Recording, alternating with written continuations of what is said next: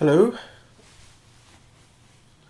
time to do another Mindfulness of Breathing video, and this is happening on the 20th of April 2020, so it's during the continuing coronavirus lockdown, and I know that a lot of people some people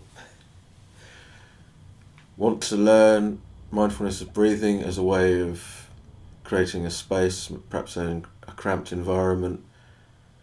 Perhaps there's lots of fears and anxieties about what's unfolding, and they want a quiet space, mental space, in which they don't have to be concerned about these things. And there are some things, though, that in order to be able to do that, you have to consider. So let's just backtrack and remind ourselves of what the practice actually is. So we create an environment as best we can, even if it's just a corner of your room where you can put on some incense, light a candle, perhaps do some tidying up, so you've already begun the process of tidying up your mind by doing the equivalent in your external environment. So you're creating a nice, harmonious external environment. You tell other family members to leave you alone for half an hour or whatever. You turn off your mobile phone. You do your best to ensure that there's going to be a minimum of unwanted distraction. And then, depending on how you're predisposed, you can either sit cross-legged, or at the House of Inner Tranquillity we always use chairs. We just sit in straight back chairs. The idea is that you want to sit in such a way that you are comfortable. You have the minimum amount of discomfort for the period of time that you practice mindfulness. You don't want to be moving once you've got your posture for meditation. So spend the time just getting the posture right. You want the back to be straight. You want the head to be vertical to the spine. I mean horizontal to the spine, if you see what I mean, perpendicular to the spine. The spine doesn't want to be arched, it just wants to be, you want to develop a posture of alertness and wakefulness. So you don't want to be like this. You want a nice straight back, head up, eyes closed, hands in the lap, feet either flat to the floor or crossed at the ankles. And once you've established your posture, you do your utmost not to move. Now, you can't help things like swallowing, so that's fine. Also, you can't help the fact that gravity means that your head will naturally droop, and it's perfectly okay to very, very gently and with mindfulness and awareness just bring the head back up. But apart from that, you don't want to move. Because if you keep moving, you'll just remain restless and the mind will never settle. So that means accepting a certain amount of discomfort, because the body tends to move, like we do in bed when we're trying to get off to sleep at night. We toss and turn, trying to get comfortable, because the body is fundamentally an uncomfortable thing. And so if we are willing to accept that and not give in to the temptation to move, then you start to see that the sensation of discomfort, the hardness, the softness, the heat, the cold, whatever it might be, is a transient thing. And that if you just remain with the discomfort, you find that it's actually the resistance to the discomfort that is the annoying thing, and that you can actually sit with the discomfort, and you find that the moments of discomfort come and go, and that's a very helpful thing to understand. So that tends towards quietening the mind, because it's the mind that is the forerunner of the physical movement. So if you're not giving in to the temptation to move, then actually what happens is the internal resistance, you see that that's transient too, and you just stay with it, you find that it passes away and you have not moved, and as a consequence there's far more likelihood of getting properly calm and concentrated. So when we do sit, it's always a good idea before you start is just to review what it is that you're going to be doing. just as a way of generating what we call clear comprehension of purpose. So there's a clarity about your intentions. And it's a very simple process that what we teach at the House of Inner Tranquility is observing the breathing process as it occurs at the abdomen. So it's firstly sitting down, maybe taking just a couple of deep breaths, just to help locate that movement. At first it might just be the movement of the whole belly, and perhaps feeling the sensation of your clothing against your skin. And just take a few deep breaths just to help locate that larger movement. And within that movement there are more subtle movements of the muscles of around the abdomen. And it's just getting in touch with those movements. And with your eye of attention, that internal eye of attention, you just follow those movements. And we perceive them differently. Some people perceive the movements as an up and down motion. Some, they perceive it as like being a figure of 8 or an infinity symbol. For some people it's just like an in and out motion, like the movement of a saw. For other people it's like a contraction and an expansion. So that's all fine. Doesn't matter. And it's from this point on it's just our natural breathing. We're not trying to force anything at all. And we just see if we can locate the in-breath and pay attention for the duration of an in-breath. And then watch as the out-breath occurs.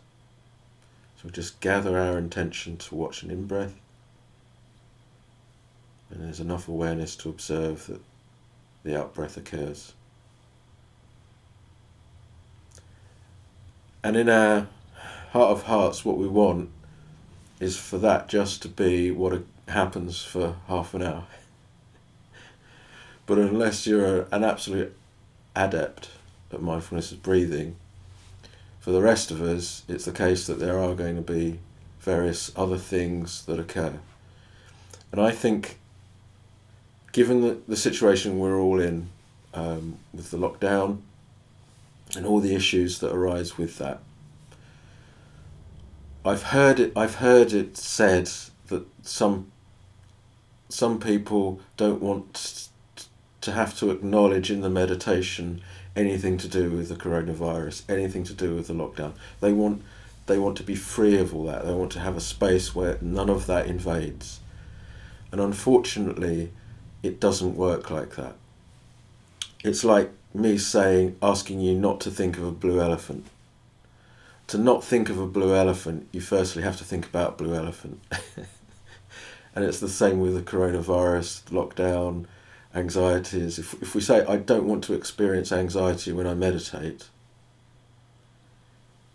then you will become more aware of anxiety. If you don't want any thoughts about coronavirus, you will have more thoughts about coronavirus. If you don't want to have thoughts about your financial situation, you will find you will have more thoughts about your financial situation. Because whatever it is that we don't want, that's the nature of resistance. That's how it works. Whatever it is we don't want, that's what we become more aware of. Whatever we're aware of as being absent that we do want, its absence is what we become more aware of. So you have to develop a more mature approach to this, one that recognizes the inevitability of whatever is going on in your life will be reflected in your meditation. You cannot escape it. And so the wiser approach is to firstly acknowledge and recognize that your mind will start to turn towards, to reflect upon whatever's going on in your life, and to treat that as an essential part of the meditation. So you're not creating an enemy out of your own mind. because what happens if you determine that, okay, I'm going to sit for half an hour and I'm not going to have any anxiety, I'm not going to have any fears, I'm not going to have any worries come up at all, then inevitably anxieties, fears and worries will arise, because that's what's going on in your life. And because you've set it up that it's going to be that you're not going to experience those things, you then experience them, and then there is annoyance and frustration emerges because those things are happening, which just multiplies the problem. So,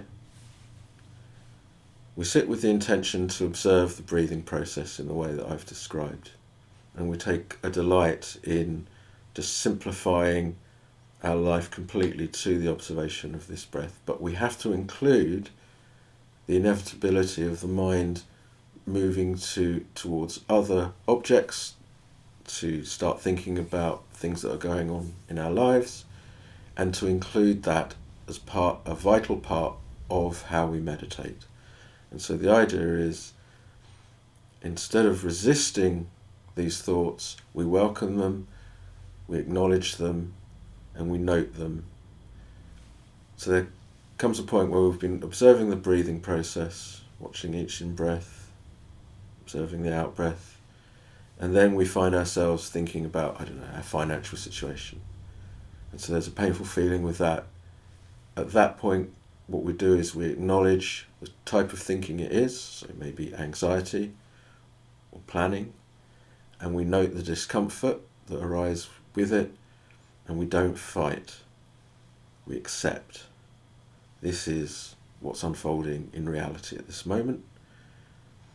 We don't want to get further caught up in the content of the thinking, so labeling what kind of thinking it is really helpful, just to lend a little bit of distance coming out of the content of the thinking. Recognize that it's worry thinking, or planning, or anxiety. Note the discomfort that we feel, and then, even with the discomfort still there, we just acknowledge it, we don't fight it, but then we bring the attention straight back, and we pick up the process of observing the breathing. And it's your willingness to go through that process as many times as it takes. It might very well be that the whole period of meditation is taken up with just bringing the mind back again and again and again. Maybe it's only 2 or 3 breaths before the mind's just gone away again. But that's the reality, that's where we're at. If you're willing to persist, and you develop the skill, and you develop the mindfulness, and you develop the focus, you will find that it becomes easier and easier to note the arising of these wandering thoughts. It becomes easier, it takes less time to acknowledge what's going on and to bring the mind back. So what you get, in effect, is what you wanted, but you've done it in a very harmonious way, where you haven't created any frustration, you haven't added to the anxiety that you're already experiencing by then getting frustrated by not being able to control the mind. So you have to be willing to go the long way round. It's more haste, less speed. So the more you're willing to go through this process and keep bringing the mind back, eventually you will get what you want, which is to be able to sustain that focus on the breath to the exclusion of everything else. And when it comes to observing the breath, there's also another point I'd like to make, which is that people, when they meditate, often they're obsessed with getting it right and getting the mind to stick on the breath, and that's right. And what I would like to do is to encourage people to take a different approach, which is to forget entirely about trying to get it right. I know it's counterintuitive, paradoxical to say the least, maybe even stupid, I don't know. But this is the idea. Rather than focusing on trying to get it right, instead think about the meditation as being inherently right. That the mere fact of observing the breath is right. So you haven't actually then to do anything beyond that. You have only to acknowledge that the breath's there and that you're aware of it, and then just continue to do that. And if I can give you the analogy of a spinning top, and if we treat looking at the breathing process as like the spinning top, and that after a while the spinning top quite naturally starts to wobble. And our task is simply to recognize when it started to wobble, and then to guard it by just giving it the encouragement it needs to keep spinning. So with meditation, rather than focusing on trying to get it right, what you do is you just accept it as it is, and then you notice when it starts to wobble. You notice when it starts to go to an extreme of either too much or too little. Perhaps you start losing interest in what you're doing, and then you say, okay, come on, a little bit of enthusiasm, let's keep on watching this. Or perhaps you find yourself trying too hard and it all starts to get tense, in which case you have to say, okay, let's just ease back there. So it's about recognizing the excess rather than trying to fixate the mind into the one right way it's supposed to be. And doing it this way means you've got a lot more, it's a lot more spacious, you've got a lot more time. So it's right unless there is something specific that needs correcting. So it's very much less is more. So you literally wait until it is clearly obvious that there is something that's causing an imbalance. So another analogy for you, or example, I do what I like to think of as running. It's more of a sort of like middle-aged waddle.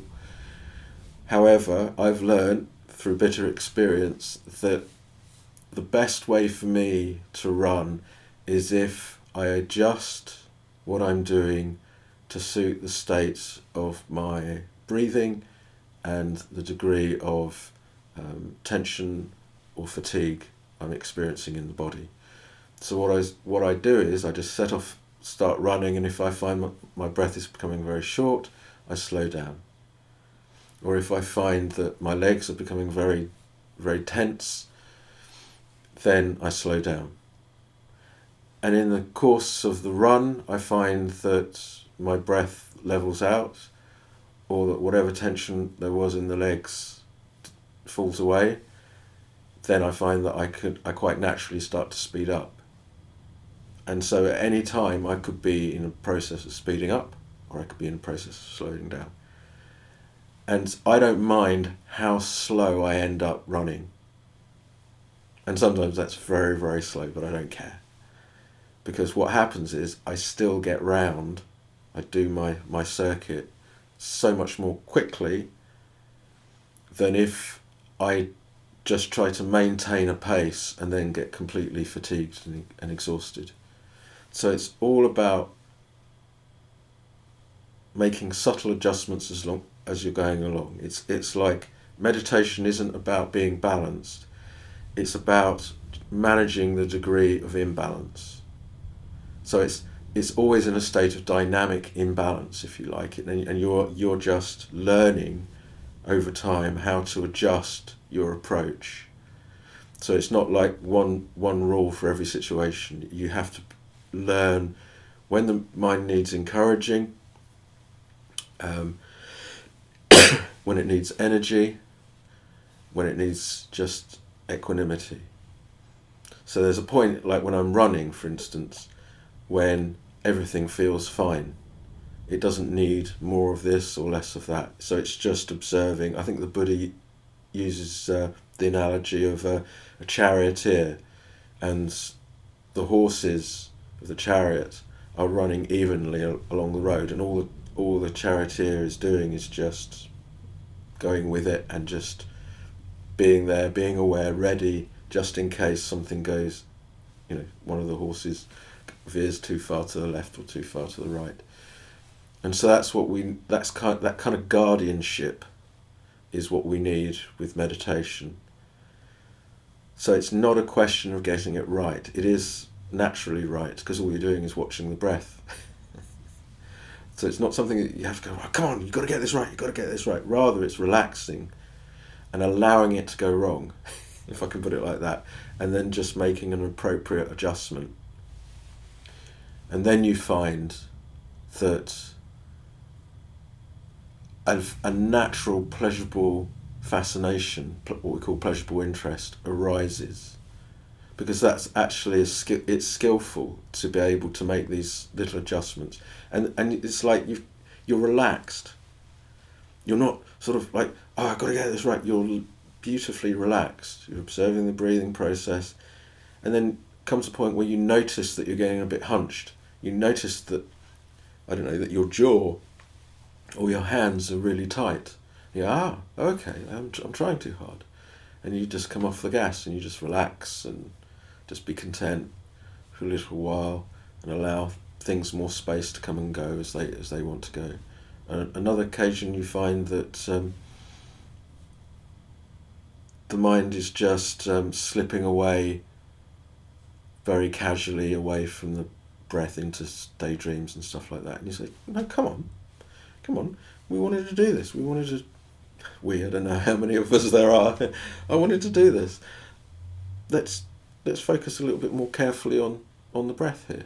And so you're making little adjustments as you go along. And things like, so there can be energy fluctuations, and it gets to the point where you can just the sheer noting of what it is. So maybe an anxiety arises and you just note the anxiety. You don't try to change it, you just note it. A frustration emerges, you don't try to change it, you just note it. You get to the point where just noting what's actually arisen is enough of an adjustment just to bring you back to the breathing process.